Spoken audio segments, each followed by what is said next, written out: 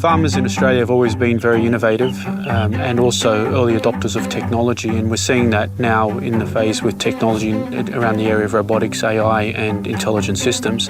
They're adopting the technology in their operations and starting to see how it might work.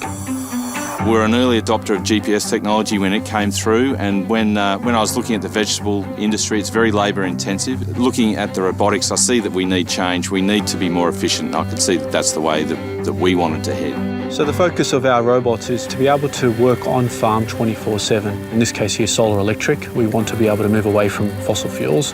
And in that, collecting large amounts of data from different types of sensors, and we use AI algorithms that they can then process that data and turn it to information that helps the farmers with per plant or per animal decision making. What excites me about technology and smart farming is the fact that we've got now some line of sight towards having some more accurate data coming to us. Robotics can help improve not just our business, but it can actually help improve the quality of food to consumers. When Salah was bringing the robots to the farm, we worked in baby spinach at identifying weeds or anything that wasn't meant to be in that spinach crop. It's not only scouting the crop for pest and for disease, it can also stop and take a soil sample, or it can also identify a particular weed and micro-spray it along its journey. So in essence, it's doing 4 different tasks in one pass. So this is a digital farmhand. It was designed for smallholder farmers. It's an electric bot. It can operate between 12 and 24 hours depending on the terrain. And we can also adjust its width for different size rows, and that allows us to go to different farms. We can do things like intelligent spraying and weeding as well, and we can put a number of different sensors underneath, and that looks at the crops, and we can then do crop intelligence with that. So being able to use AI techniques that can detect where to spray and what to spray and do that precisely, we think collectively that will help the environment. Beyond that, one of the key areas is around selective harvesting, being able to determine what is the right thing to harvest at what point in time, and that will reduce waste into the future. The reality of farming is that we've got an ageing farmer. The average age farmer in Australia is 60 years of age. And what we are seeing is that the number of people who are willing to do the medial tasks of actually picking fruit or picking vegetables is declining. The cost of them doing that is inclining, and their effectiveness is declining. So it's an exponential curve upward of the cost per kilo of what people are doing. And that's the kind of trend that we're seeing at the moment now. How can robotics help improve their profitability, their margins? And in order to be able to work in this type of area, we need to be able to educate the next generation of farmer.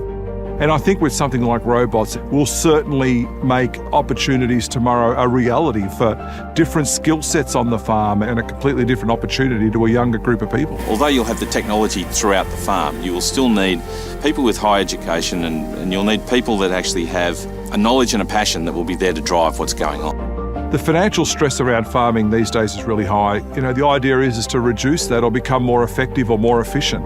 Robotics will play a great big part of that, and will certainly help and go a long way in changing the face of what is such a labour-intensive and hand-me-down type operation. This is SwagBot, built for the grazing livestock industry. It's a much more robust platform. It can go through ditches, over logs. It's got sensors out the front that can monitor the animals, as well as sensors underneath that can look at pasture quality measurement. It's really great to see this technology in the hands of growers and see the potential it could do to transforming their lives, as well as seeing what the impact this technology has on the environment, being able to maximise the potential for each particular plant or each particular animal, and really putting efficiency and productivity back into it. When you're working with individuals like Salah, it brings a different perspective, it brings hope. The progress that I've seen Salah and the team make has been quite remarkable in such a short time. Both John and Ed are strong advocates of automation and robotics, and it's been really good working with them. We're facing many challenges in the future, environmental and how technology fits in our lives. And working with them into the future is going to be quite interesting, because we're going to see transformation of the agricultural landscape with this type of technology on their farms. I say keep bringing the technology, keep improving the skill sets, and let's keep building a very sustainable farming future.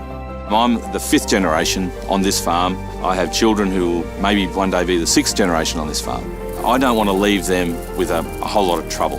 Globally, we've got to feed 80 million more people every year off a declining amount of usable land in the world.